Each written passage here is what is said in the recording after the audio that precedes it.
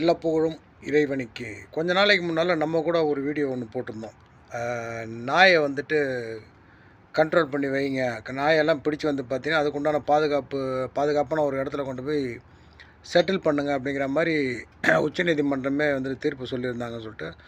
So அது வந்துட்டு ரொம்ப ஆரோக்கியமான விஷயம். ஏன்னா பல ஊர்களில் வந்து பார்த்திங்கன்னா நாய் பண்ணுற அநியாயங்கள் பெரிய அநியாயங்களாக இருக்குது. இந்த வீதிகளில் உள்ள நாய்கள்லாம் அதுக்கு யாராவது வளர்க்குறவங்க இருக்கிறாங்களா, இல்லை அதுக்கு ஓனர்ஸ் யாராவது இருக்கிறாங்களா, இல்லை அதை புறம்போக்கு நாய்ங்களா, அது என்னன்னு தெரிய மாட்டேங்குது. ஏன்னா எல்லாருமே சோறு வைக்கிறாங்க, எல்லாருமே அதை வளர்த்து விட்றாங்க. அது வளர்கிறதுக்கும் வீணாக போகிறதுக்கும் நம்ம மக்களே ஒரு காரணமாக இருக்கிறாங்க.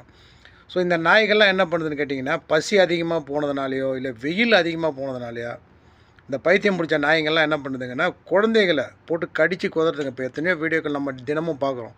இந்த ரீல்ஸில், யூடியூப் ஷார்ட்ஸில், ஃபேஸ்புக் ரீல்ஸ், இன்ஸ்டாகிராம் ரீல்ஸ் இது எல்லாத்துலேயுமே வந்து பார்த்திங்கன்னா பல வீடியோக்கள் வரதான் செய்யும். அதில் ரொம்ப கொடூரமாக ஒரு வீடியோ வந்து பார்த்திங்கன்னா, அதிகாலையில் ஒரு குழந்தை ஒன்று வெளியில் வருது. ஒரு 4-5 நாய் சேர்ந்துக்கிட்டு அந்த குழந்தைய வந்துட்டு பார்த்திங்கன்னா பிரித்து மேயுதுங்க. பார்க்குறதுக்கு அதெல்லாம் வந்துட்டு ரொம்ப கொடூரமாக இருக்குது. எதுக்கு சொல்ல வரோம் அப்படின்னா, நாய் வளர்க்குறவங்க நாயை வீட்டுக்குள்ளே வச்சு வளர்க்கணும். எனக்கு நாய் ரொம்ப பிடிக்கும் அப்படின்னா நீங்கள் வீட்டுக்குள்ளே வச்சு நக்க விடுங்க. யாரையும் உங்களை வந்து தடுக்க போகிறது கிடையாது. இன்றைக்கி பல பேர் வந்து பார்த்திங்கன்னா அது பாவம், அது கூவம் அப்படிங்கிற மாதிரிலாம் பல பேர் கொடி பிடிச்சிட்டு இன்றைக்கி பெரிய பெரிய செலிப்ரிட்டிஸ்லாம் இன்றைக்கி வந்து பேசுகிறாங்க. யாருன்னு நான் பேர் சொல்ல விரும்பலை. ஸோ நீங்களும் இந்த ஊரில் தான் இருக்கிறீங்க, உங்களுக்கும் தெரியும். ஸோ உங்களுக்கு நாய் விருப்பம் அப்படின்னா நீங்கள் உங்கள் பெட்ரூமில் விட்டுக்கிட்டு வளருங்க, என்னமோ பண்ணி தொலைங்க. நாய் வாய்க்கு மாஸ்க் போடுங்க. கொஞ்ச நாளைக்கு முன்னாலே கூட வந்து பார்த்தீங்கன்னா சட்டம்லாம் கூட வந்துச்சு. ஆனால் யாருமே அதை கீப் பண்ணுறது கிடையாது. ஸ்டைலிஷாக ரோட்டில் வாக் பண்ணும்போது நாயை வந்துட்டு ஒரு ரேம் வாக் ஒன்று, கேட் வாக் ஒன்று பண்ண விட்டு கூப்பிட்டுட்டு போகிறது இது ஒரு ஃபேஷனாக உங்களோட வச்சுங்க.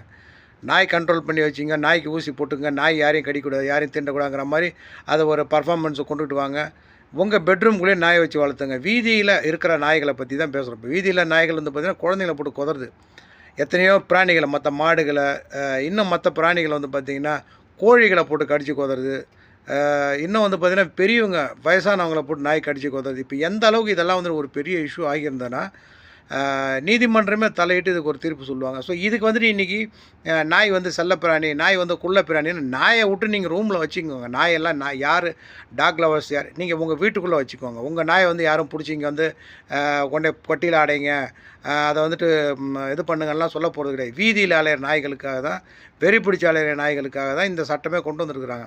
ஸோ எதுக்குமே வந்து முட்டுக்கட்டையாக இருக்காதீங்க. இந்த எத்தனை வீட்டில் எத்தனை தாய்மார்கள், எத்தனை பிள்ளைகள்லாம் வந்து பார்த்திங்கன்னா நாயால் வேட்டையாடப்பட்டு அந்த பெற்றோர்களோட மனநிலைமைலாம் எந்த நிலைமைக்கு போயிருக்கு தெரியுங்களா, பார்த்துருக்கீங்களா? அதுவும் சில வீடியோஸ்லாம் ஃபேஸ்புக்கில் வந்திருக்கு, ட்விட்டரில், இன்னும் சோஷியல் மீடியாக்கெல்லாம் வந்துட்டு பார்த்திங்கன்னா வந்திருக்கு. ஸோ அந்த பெற்றோர்களுடைய மன வலியிலேருந்து இதை நீங்கள் யோசிச்சு